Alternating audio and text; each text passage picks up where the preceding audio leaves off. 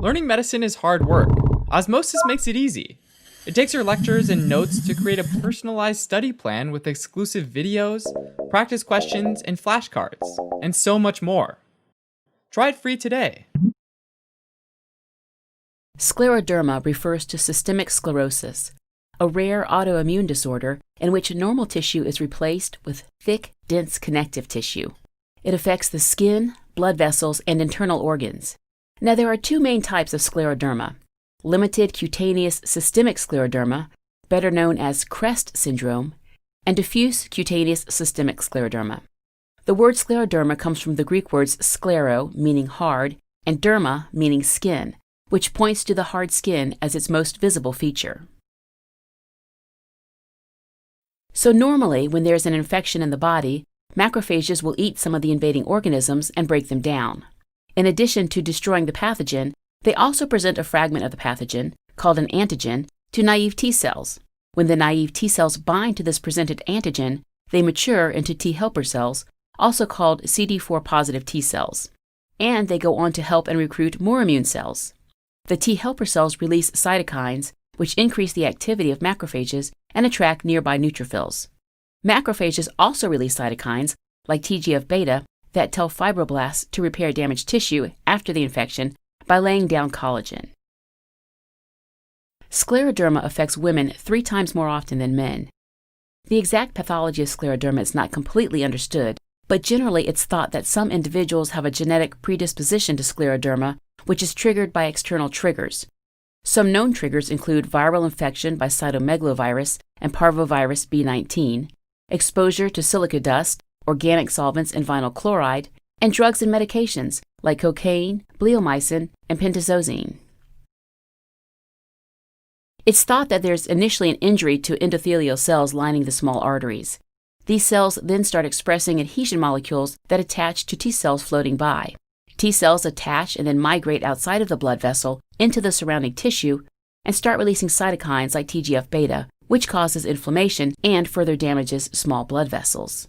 Cytokines also activate fibroblasts that produce and deposit collagen, which builds up and forms a highly stable matrix that is responsible for the stiffness of the tissue. This buildup of excessive connective tissue is called fibrosis. Finally, blood vessel damage and fibrosis reduce blood flow to the tissue and cause ischemic tissue damage.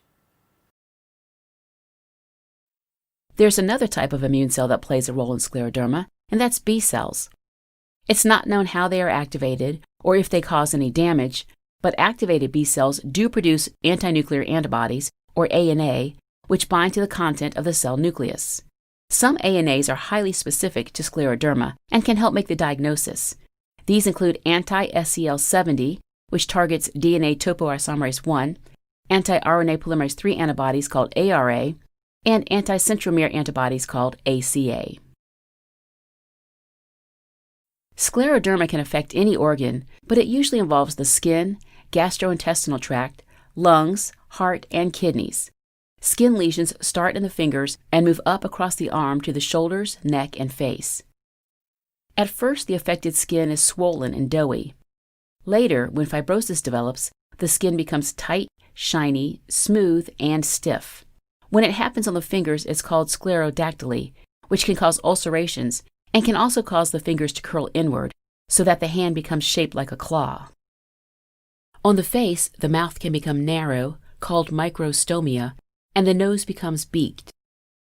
Due to the damage in the small vessels, there is RAYNAUD phenomenon, in which fingers turn white when exposed to cold. Then the color changes to blue, and finally red as the blood vessels expand to get enough oxygen-rich blood to the fingers. In the gastrointestinal tract, there can be esophageal dysfunction and gastroesophageal reflux, which is when the content of the stomach flows up to the esophagus and damages it.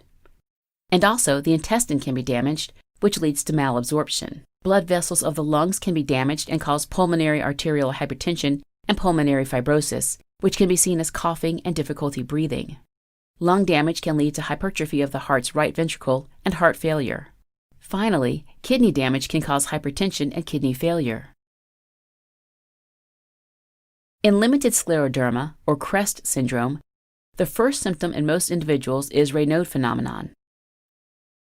The skin of the fingers and face can be affected, while internal organ damage comes much later in the disease. The syndrome itself is named after its most common symptoms: calcinosis, RAYNAUD phenomenon, esophageal dysmotility, sclerodactyly, and telangiectasia.